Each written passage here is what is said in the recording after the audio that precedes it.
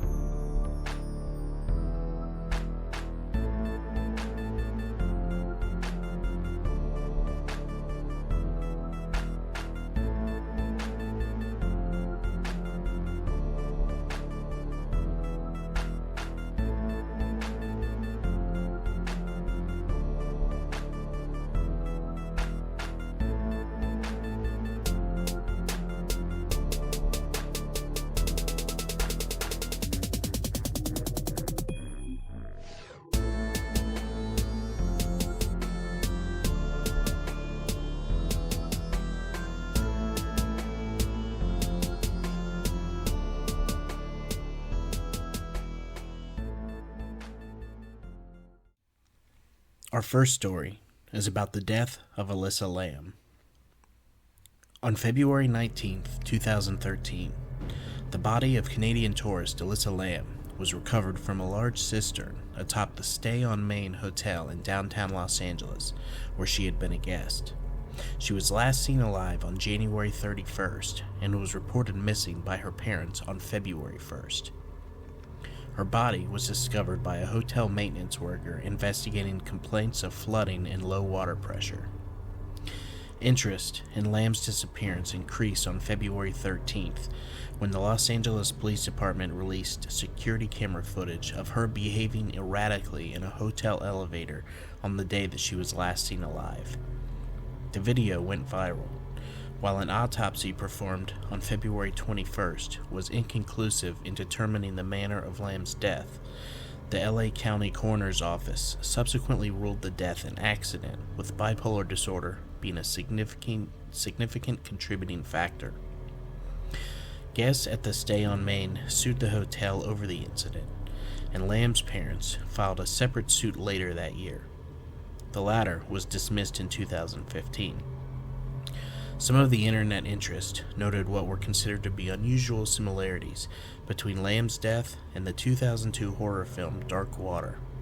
The case has since been referenced in international popular culture and been the subject of several creative works. Lamb, the daughter of immigrants from Hong Kong, was a student at the University of British Columbia, although she was not registered at the beginning of 2013. In mid-2010, Elisa began a blog named Ether Fields on Blogspot. Over the next 2 years, she would post pictures of models in fashionable clothing and accounts of her life, particularly her struggle with mental illness. In a January 2012 blog post, Lamb lamented that a relapse at the start of the current school term had forced her to drop several classes, leaving her feeling so utterly directionless and lost. She titled her post, "You're always haunted by the idea you're wasting your life," after a quotation from novelist Chuck Palahniuk. I'm sure I butchered that. She used that quote as an epigraph for her blog. Lamb worried that her transcript would look suspicious with so many withdrawals and that it would result in her being unable to continue her studies and attend graduate school. A little over 2 years after Lamb had started blogging, she announced that she would be abandoning her blog for another that she had started on Tumblr. Its content mostly consisted of fashion photos, quotes, and a few posts in Lamb's own words. The same Palahniuk quotation was used as an epigraph. Lamb had been diagnosed with bipolar disorder and depression. She had been prescribed several medications for her mental health issues. According to her family, who reportedly kept her mental illness private, Lamb had no history of suicidal ideations or attempts, although one report claimed that she had previously gone missing for a brief period. Lamb had a history of not taking her bipolar medications, and as a result, on several occasions, suffered hallucinations that would cause her to hide under her bed for refuge. She was hospitalized at least once for one of these episodes. For her trip to California, she traveled alone on Amtrak and inner-city buses. She visited the San Diego Zoo and posted photos taken there on social media. On January 26th, she arrived in Los Angeles. After 2 days, she checked into the Cecil Hotel near downtown Skid Row. Lamb was initially assigned a shared room on the hotel's 5th floor. However, her roommates complained about what the hotel lawyers would later describe as certain odd behavior, and Lamb was moved to a room of her own after 2 days. According to Amy Price, the manager of the Cecil Hotel and Stay on Main at the time of Lamb's disappearance, Lamb was leaving notes for her roommates that said, "Go home" and "Go away," and would lock the door to the room and require a password for entry. A few days before her disappearance, Lamb attended a live taping of Conan in Burbank, but she was escorted off the premises by security due to disruptive behavior. Lamb contacted her parents in British Columbia daily while traveling, up until the day that she disappeared. On January 31st, 2013, the day that she was scheduled to check out of the Cecil and leave for Santa Cruz, her parents did not hear from her and called the Los Angeles Police Department. Her family flew to LA to help with the search. Hotel staff who saw Lamb that day said that she was alone. Outside the hotel, Katie Orphan, manager of the Last Bookstore, was the only person who recalled seeing her that day. She was outgoing, very lively, and very friendly, she said, while getting gifts to take home to her family, Orphan told CNN. She was talking about what book she was getting and whether or not she would be getting too heavy for her to carry around as she traveled. The police searched the hotel to the extent that they legally could. They searched Lamb's room, and they had dogs go through the building, including the rooftop, but the dogs were unsuccessful in detecting her scent. "But we didn't search every room," Sergeant Rudy Lopez said. "We could only do that if we had probable cause to believe a crime had been committed." On February 6th, a week after Lamb had last been seen, the LAPD decided more help was needed. Flyers with her image were posted in the neighborhood and online. It brought the case to the public's attention through the media. On February 13th, after another week with no sign of her, the LAPD released a video of the last known sighting of her taken in one of the Cecil's elevators by a video surveillance camera on January 31st. In approximately 2.5 minutes of footage, Lamb, alone, makes unusual moves and gestures. She appears to press every button on the elevator panel, peers into the hallway, and then leaves the elevator at one point while its doors remain open. When the doors fail to close after she returns, she leaves. The doors then close later. The video drew worldwide interest in the case due to Lamb's strange behavior, and it has been extensively analyzed and discussed. It was reposted widely, including the Chinese video sharing site Youku, where it got 3 million views and 40,000 comments in its first 10 days. Many of the commenters found it very unsettling to watch. Several theories emerged to explain her actions. One was that Lamb was trying to get the elevator car to move in order to escape from someone who was pursuing her. Others suggested that she might be under the influence of ecstasy or some other party drug, but none were detected in her body. When her bipolar disorder became known, the theory that she was having a psychotic episode also emerged.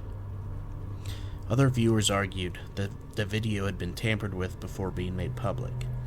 Besides the obscuring of the timestamp, they claimed parts had been slowed down and nearly a minute of footage had been removed. This could have been done to protect the identity of someone who otherwise would be in the video, either related or not to the disappearance. During the search for Lamb, guests at the hotel began complaining about low water pressure. Some later claimed their water was colored black and it had an unusual taste. On the morning of February 19th, Santiago Lopez, a hotel maintenance worker, found Lamb's body in one of the 4 1,000-gallon tanks located on the roof, providing water to guest rooms, a kitchen, and a coffee shop. Through the open hatch, he saw Lamb lying face up in the water. The tank was drained and cut open since its maintenance hatch was too small to accommodate equipment needed to remove her body. On February 21st, the Los Angeles Coroner's Office issued a finding of accidental drowning, with bipolar disorder as a significant factor. The full coroner's report, released in June, stated that Lamb's body had been found naked, clothing similar to what she was wearing in the elevator video was floating in the water, coated with a sand-like substance. Her watch and room key were also found with her. Lamb's body was moderately decomposed and bloated. It was mostly greenish, with some marbling evident on the abdomen and skin separation evident. There was no evidence of physical trauma, sexual assault, or suicide. Toxicology tests showed traces of consistent with prescription medication found among her belongings, plus non-prescription drugs such as Sinutab and ibuprofen. A very small quantity of alcohol was present, but no other recreational drugs. Investigators and experts have, however, noted that the concentration of her prescription drugs in her system indicated that she was under-medicating or had stopped taking her medications recently. The investigation had determined how Lamb died, but did not initially offer an explanation as to how she got into the tank in the first place. Doors and stairs that access the hotel's roof are locked, with only staff having the passcodes and keys, and any attempt to force them would supposedly have triggered an alarm. The hotel's fire escape could have allowed her to bypass those security measures. Her scent trail was lost near a window that connected to it. A video posted to the internet after Lamb's death showed that the hotel's roof was easily accessible via the fire escape and that 2 of the lids of the water tanks were open. Apart from the question of how she got on the roof, others asked if she could have gotten into the tank by herself. All 4 tanks were 4 by 8 foot cylinders propped up on concrete blocks. There was no fixed access to them, and hotel workers had to use a ladder to look at the water. They were protected by heavy lids that would be difficult to replace from within. The hotel employee who found the body said that the lid was open at the time, removing the issue of how she could have closed the lid from inside. Police dogs that searched through the hotel for Lamb, even on the roof shortly after her disappearance was noted, did not find any trace of her.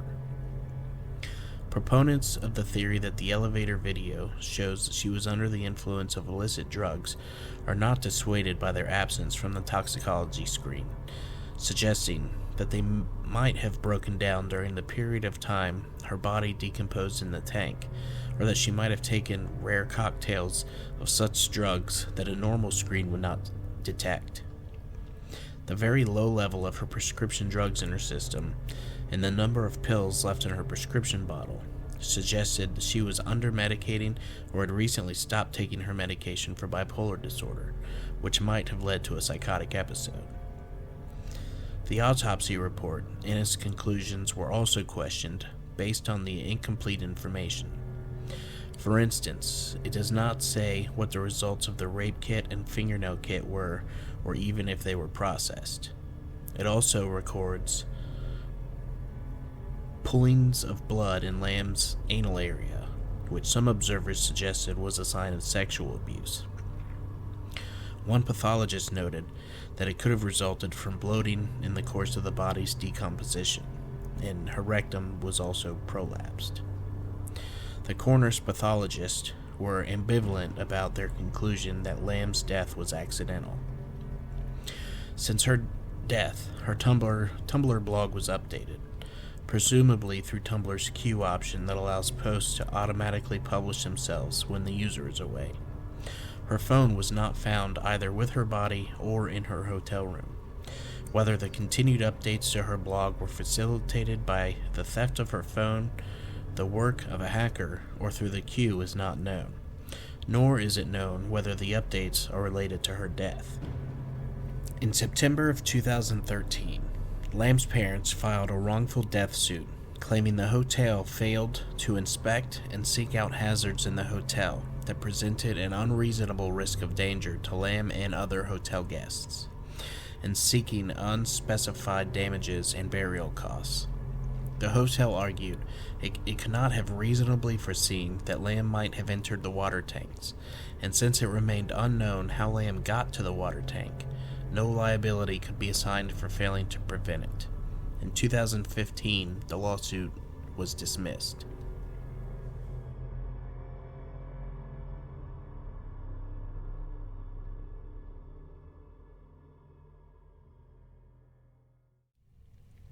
Was she being pursued by someone who ended up killing her and dumping her body in the water tank?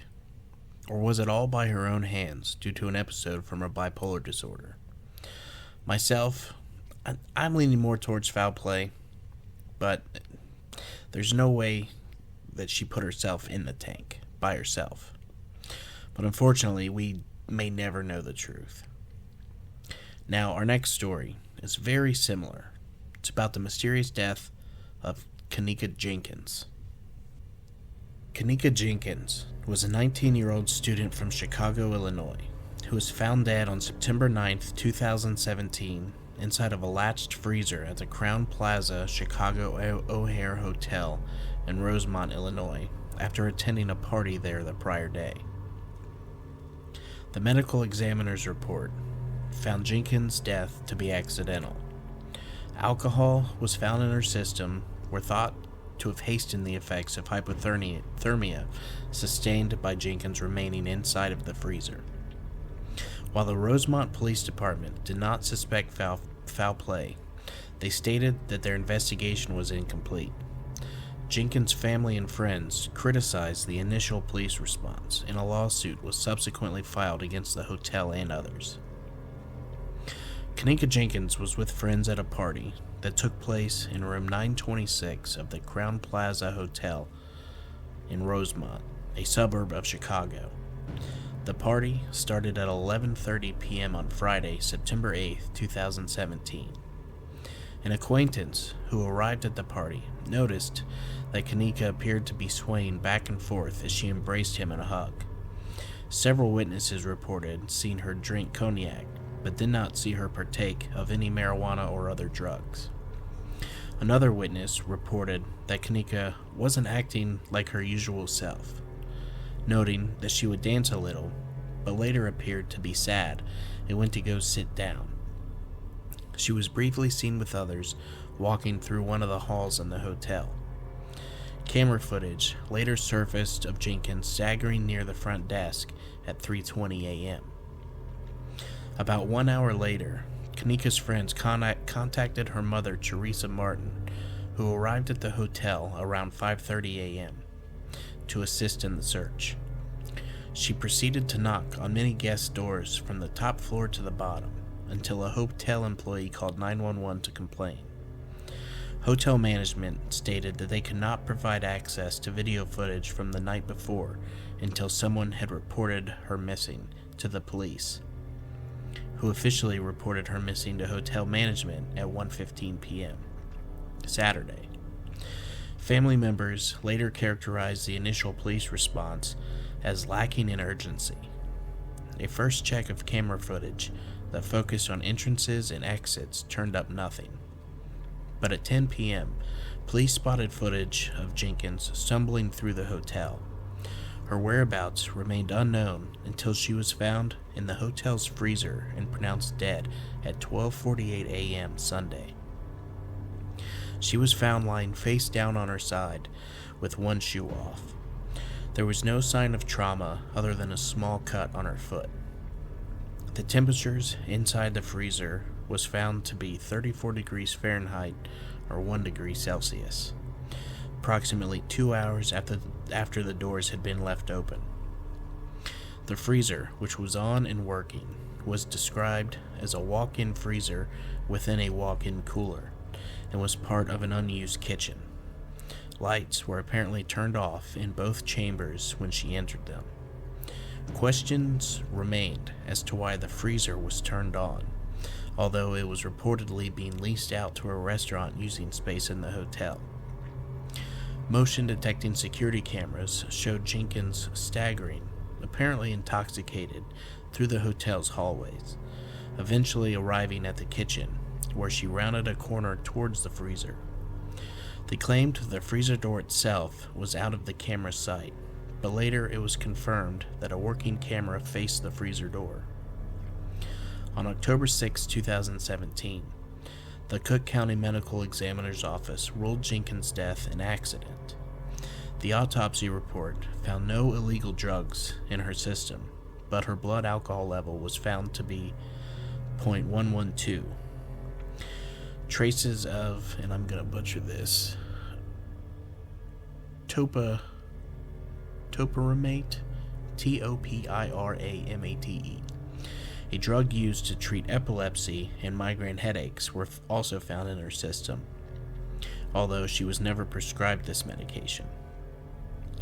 The medication taken together with alcohol can enhance the effects of both and hasten the onset of hypothermia, the presence of which was confirmed by lesions found on her stomach. Brain swelling was also observed, but this condition was not associated with the cause of death.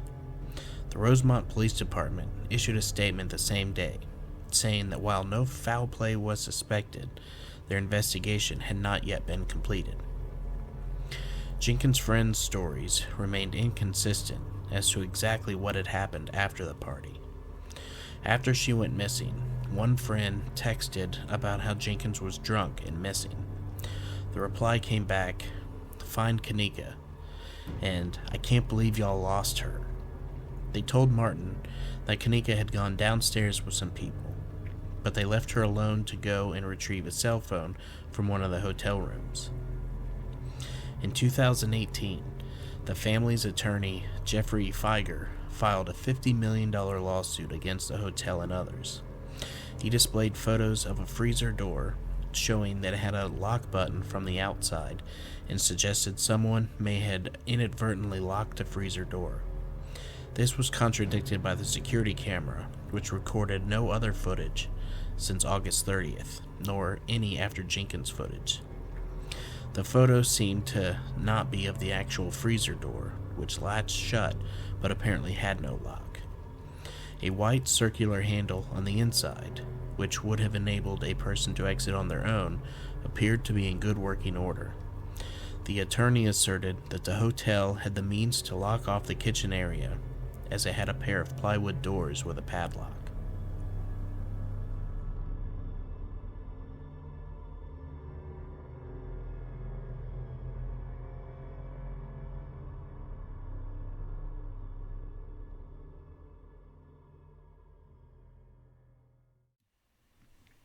Here's another one. Was she the victim of foul play, or did she succumb to her drunkenness and stumble into the wrong place and just get trapped? Another mystery that we may never know the truth. But whatever the truth is, these were both tragic and I believe avoidable deaths had someone in the hotels noticed something was wrong and did something about it. Our final story comes from YourGhostStories.com, and it's called The House on 25th Street. My name is Sam. I'm 28 years old, and I live in a beautiful town called Barboursville, West Virginia. It is a small place near Huntington, West Virginia. Prior to the age of 3, my parents and I moved around quite a bit. Finally, my father's military path led him to be stationed in Oklahoma, and my mother and I moved to Huntington to be around her parents and siblings. We moved into a big house that our parents owned. The house was on the outskirts of the roughest part of town. The area was rough, with crime and houses were torn down. It was yellow, 2 stories tall, and about 80 years old, and if you went down steps beside the house, you would find a large backyard covered in trees. With the house behind you, the yard was a peaceful escape within an obviously cruel setting. Cherry trees, apple trees, a walnut tree, and a few maple and oak trees provided a shady canopy for the downward slope yard. The back fence was lined with grapevines and a large weeping willow tree. However, a turn to the rear revealed an ominous and threatening house.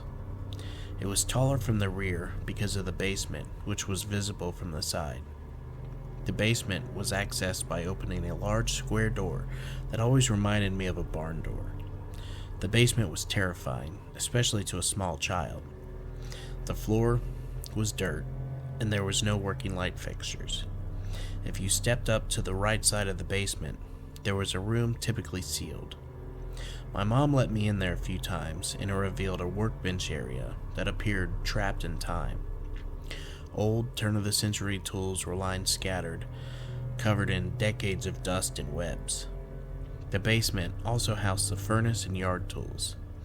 Therefore, as a child, the only reason I had to go in there was for yard tools and to see what people were up to when they were working on the house. At any rate, I avoided this dark place, not only because I found it creepy visually, but because there was a suffocating darkness that I felt even from just looking at the padlocked basement door from the outside. Anyway, on to the house's interior living space. The entrance to the house was covered by a long, covered porch. Part of the house extended over the roof of the porch. When you walked into the front door, the first thing that you would see was a foyer with brown carpeted steps directly in front of you. To your left, a dining room. To your right, a large living room. It was like one big open area with a set of stairs stuck in the middle of it.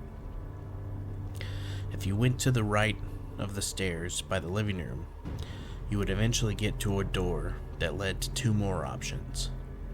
If you went right, you would find a long room containing a washer and a dryer, grandma's plants, and a long table my grandfather used for tools. At the end of this hall was a door to the steps which led down to the backyard. If you went left from the previous door, you would find the kitchen. We like to eat most of our normal meals in the kitchen. If you continued through the kitchen, you would be led back out a door into the dining room. If you continued through the dining room, you would end up at the front door. So essentially, the house was a big circle. I used to ride my tricycle through the place. The stairwell was particularly creepy, just because of its darkness and the way it was situated. When you reached the top of the stairs, you were at a flat spot, a landing area, and you had to go up 3 more stairs to your right to get to the bathroom, bedrooms, and spare space. Once upstairs, you could go left into the bathroom or right down a hallway. The hallway was essentially a big open area with white railings surrounding the stairs opening, so one could lean over the banister and see the front door. If you were walking from the bathroom, a bedroom would be on your left. If you continued straight, you would see a storage area. If you went through a door on the right at the end of the hall, you would reach the master bedroom. Yes, the upstairs makes a circle as well. If you continued through the master bedroom, you would reach the door to another bedroom. From this room, you could look out into the backyard pretty easily. You could also go straight into the bathroom and back into the hallway from here. The house was brown and cream in color. There was an abundance of brown carpet, brown paneling, and some white and cream walls, which were decorated with religious paintings, crosses, paintings of elder family members, and lots of photos. I apologize for the lengthy description of the home, but I feel it is necessary to paint the environment. Right after we moved into the house, my grandfather passed away. I remember the funeral, but not a lot was substantial directly afterwards. My bedroom was the one sandwiched between the bathroom and the master bedroom, so I used to go upstairs into the bathroom, then into my bedroom. It was good because I could look at the foot of the bed into my mom's bedroom. my grandma was staying in the bedroom in the hallway overlooking the stairs. I stayed in this bedroom for approximately 2 years. Every night in this room, I would feel kind of uneasy, but attribute it to being a child. I had some pretty scary dreams and some sleep paralysis, but nothing too violent. My mom said that I used to carry on conversations in my sleep a lot, but I still do that to this day. I used to hear my grandma scream out in the middle of the night, "Get out of here, you have no business here." I used to giggle because my grandma was kind of fussy and didn't really like my mom's dog, so I used to always figure that it was just the dog bugging her. When I turned 5 or so, my grandma became quite ill. She had a stroke and was no longer as mobile. So as we turned the dining room downstairs into her room so that she could have access to the house, I ended up moving into her room because I liked it more. I moved most of my stuff in there, but some of the things remained. One of those things was a big rocking chair that creaked like crazy if you sat in it. The floor was bare wood and would also creak a lot when you walked across it. I was left less comfortable emotionally in this room. When I would look out of my door at night, I could see into the dark hallway and the railing of the stairs. Within a few days, I began having terrible nightmares about being torn apart and suffocated by something that I couldn't see. Then it happened. I was lying in bed trying to go to sleep one night, but it was so hot this was difficult. The only thing I could hear was the oscillating fan at the foot of my bed. Then I heard the stairs creaking, as if someone was coming up. As I looked out of my room, I struggled to see into the dark hallway. Then I saw it. A tall, dark figure slowly coming up the stairs. It stopped when I could see it from the waist up. It appeared to be turned, looking at me, and just stayed there for a long time. Eventually, it moved and started to continue up the stairs. As hot as it was, I covered my head and did not move a muscle. I heard the floorboards creak as something entered my room. The steps approached the side of my bed, and I could feel it standing there. I stayed covered for probably an hour before falling asleep.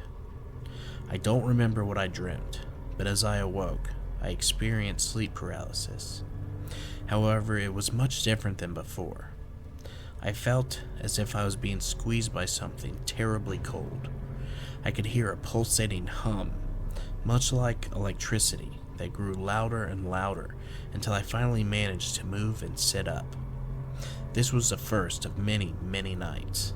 I almost never slept with my head above covers from that point forward.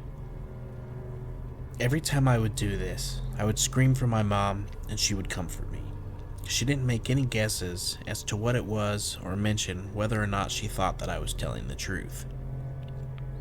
One night, I woke up because I heard someone walk down the hallway.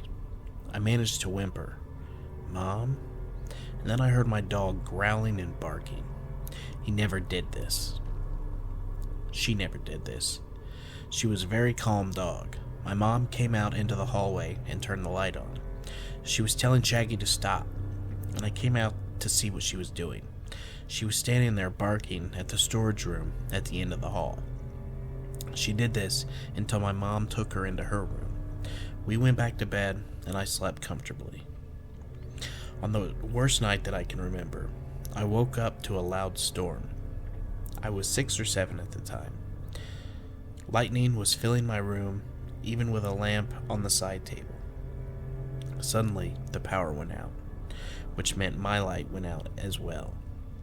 I could hear the fan slowing down, and the room became so very quiet. I could hear the intense rain beating the roof, and the lightning was the only light available. It was again very hot.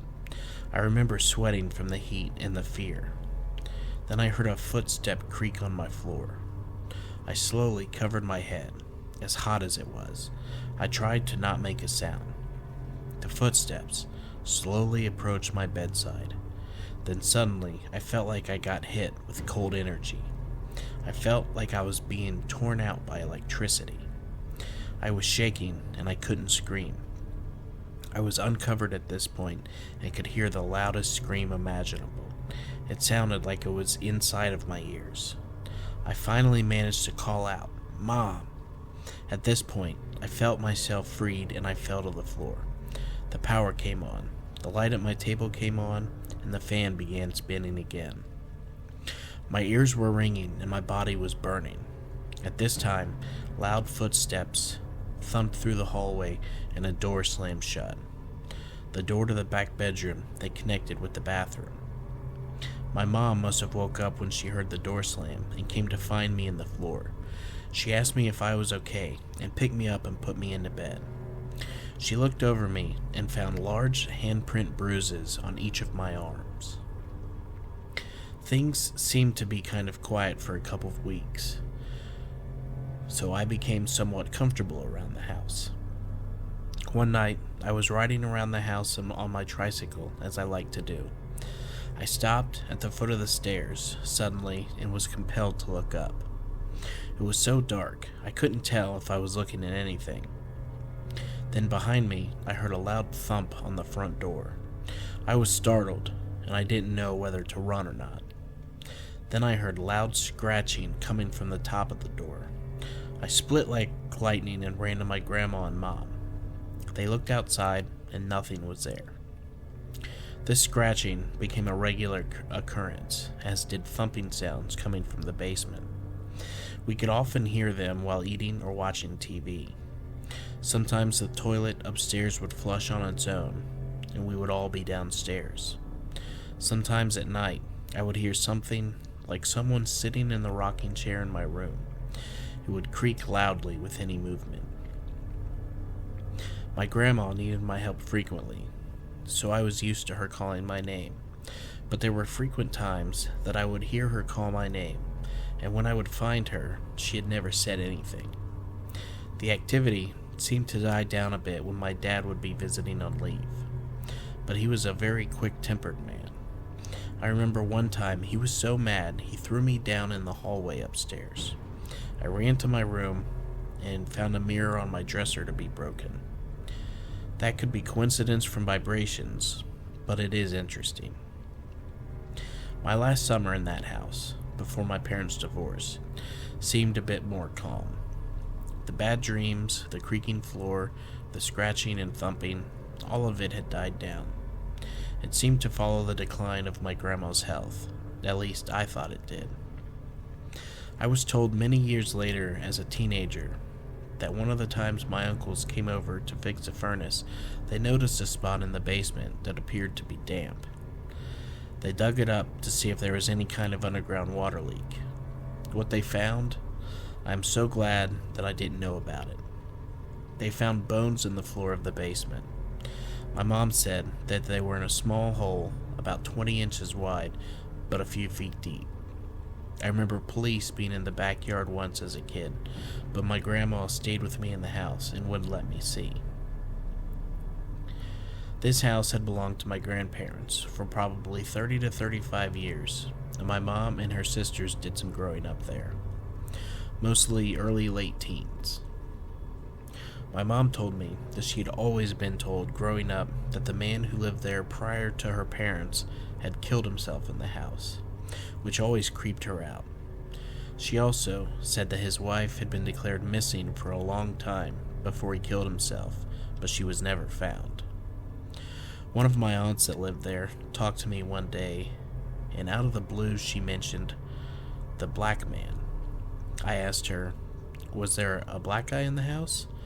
She replied that he was a tall, dark shadow that would come into her room and hover over her. Apparently, they all knew about and experienced this entity. The experiences were so terrifying to me that I get teary-eyed just talking about them. After my parents divorced, we moved out of the house. I never experienced nights like that again. Thank God.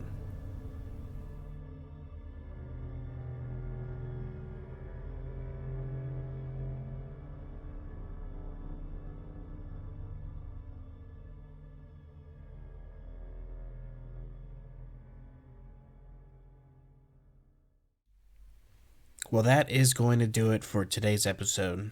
I hope that everyone enjoyed the stories.